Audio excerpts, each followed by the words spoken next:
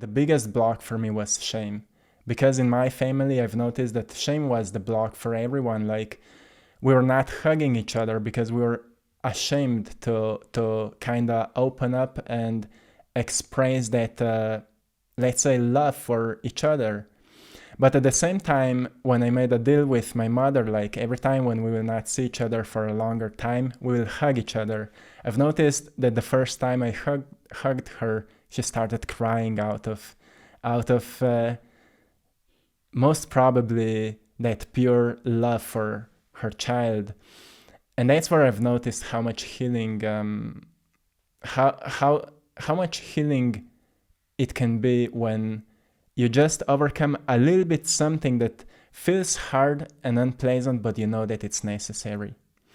So I've started applying it in all areas of my life. Like, if something feels unpleasant, but you know that it's necessary, I will do it. Even if I will not be good at it, even if I will feel like shaky and afraid, I will try to do it. Like, for example, talking in front of a camera about your emotions and your vulnerability and hardship that you've been through. When you try it for the first time, you don't know what to say, and you're like shaking and all scared and afraid what people will say. But once you do it, you feel lighter. And if you do it the next day again, you feel a bit lighter. But not just lighter, you tap a bit deeper into yourself. And deeper you go into yourself, more of insights and wisdom you discover. So I've started doing it in all areas of my life. The same as I've learned in sports, when you do something you're afraid of, you eventually become much better at it.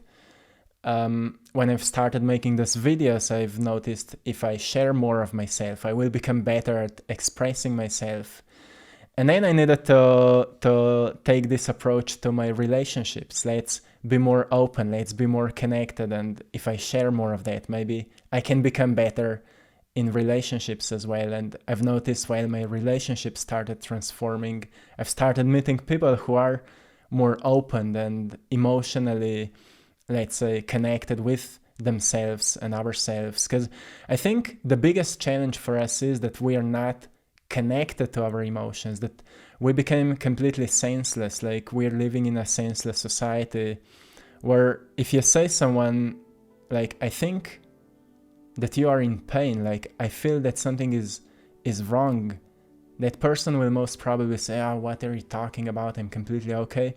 But we are all kinda in certain pain.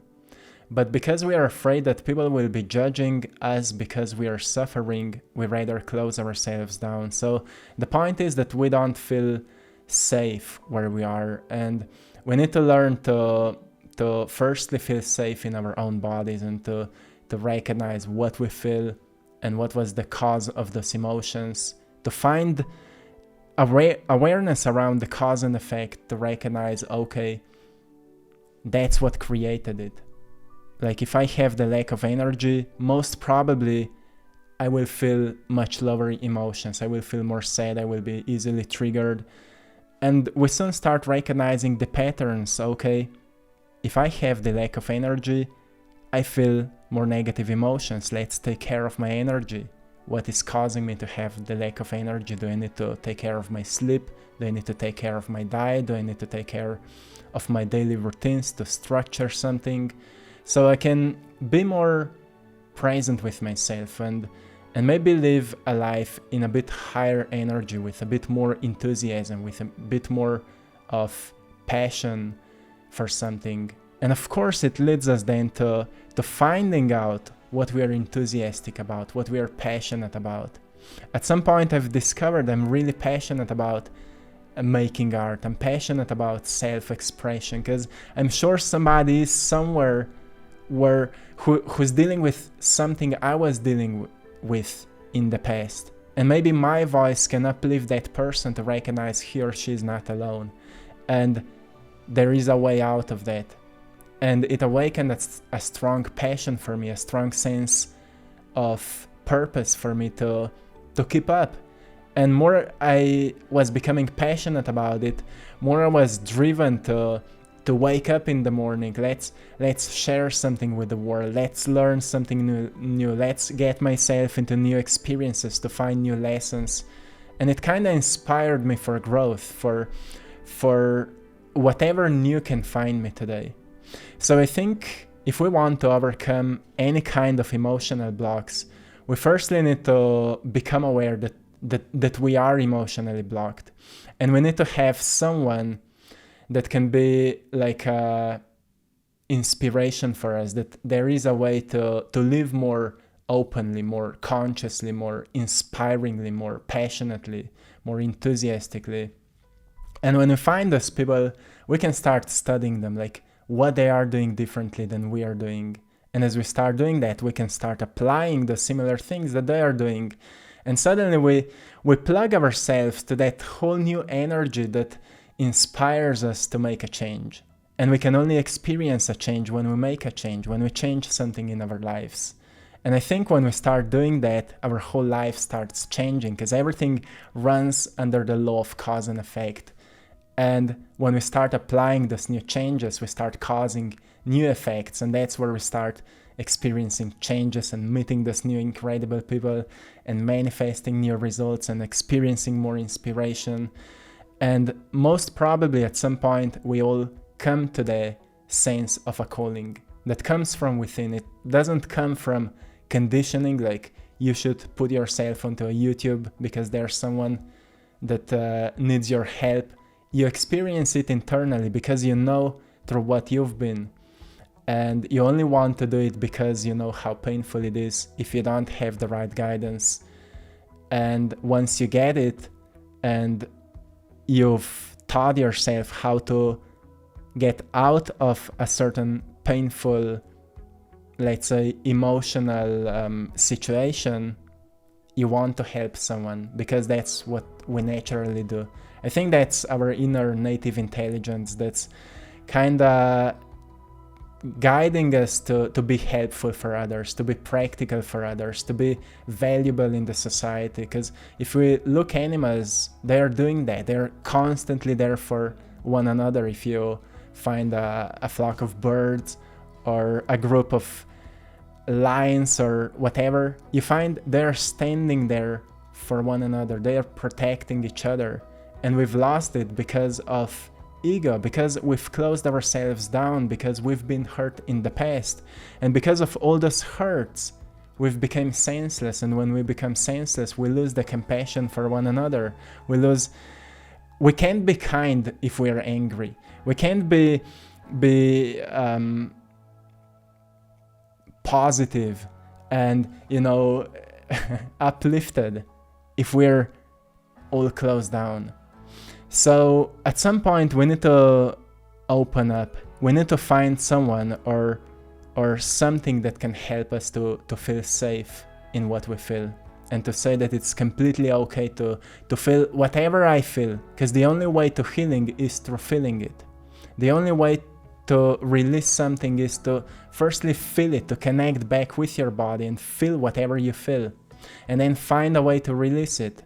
For me, a great way was through sports, because I was an athlete for such a long time, so I've discovered if I have suppressed anger, the easiest way for me to express it is to do a good workout or to go for a run, and after it I will have clarity in my mind, and with that clarity then I can reflect on what triggered me, what happened, what am I afraid of, and I will make a deep introspection. I will be writing my thoughts down and will be reflecting on what happened, like what belief was kind of challenged, who I think I am, and so on. And every time I discover something new about myself, a part of me changes. Like, I can't be the same as I was before if I know a bit more about myself. But I think the biggest challenge for most people when it comes to healing because of social media is that people think it should happen immediately. Because we see those short videos of people who are talking about healing, and it feels like they're all already perfect. But I think that we can only talk about it because every single day we are going through it, which doesn't mean that we are perfect, but every single day we decide to reveal something new to us that was before kinda invisible, kinda we were not being able to see the blocks, and at the same time we were not being able to explain what is happening. So we need to expand our knowledge a little bit to gain new concepts of why something is the way it is. And we are living in an incredible time where we have a great evolution in psychology, in psychiatry, in neuroscience. We can learn so much about how our brain works, how our mind works, how this emotional system works, how each thought awakens the chemistry in the body that is felt as an emotion, which tells us that if we uplift our way of thinking, we will eventually uplift the way we feel. But it's all a habitual process, so we can't expect that if we make certain changes in one day that we will change our lives. As we've been living our lives through conditioning for such a long time, it's then obvious that we need to at some point decide and to start living our lives completely differently in order to expect different results and to experience a certain sense of healing. And for that, I think we need to become so aware that we start feeding our minds with completely new information, and for that we need to let go of old information that are not serving us anymore. And for a certain period of time, most probably we also need to separate ourselves from people whom we would describe as toxic people, and we need to get ourselves to some new communities, to some new groups of people, and to see that actually we are all a work in progress, in process, and nobody is alone in this. And once we recognize, well, I'm not alone, like there's a whole group who's doing the same work, I will feel accepted there. I will feel valuable there. And that's what everybody needs right now. We need to get into communities where we feel accepted, where we feel that we belong there.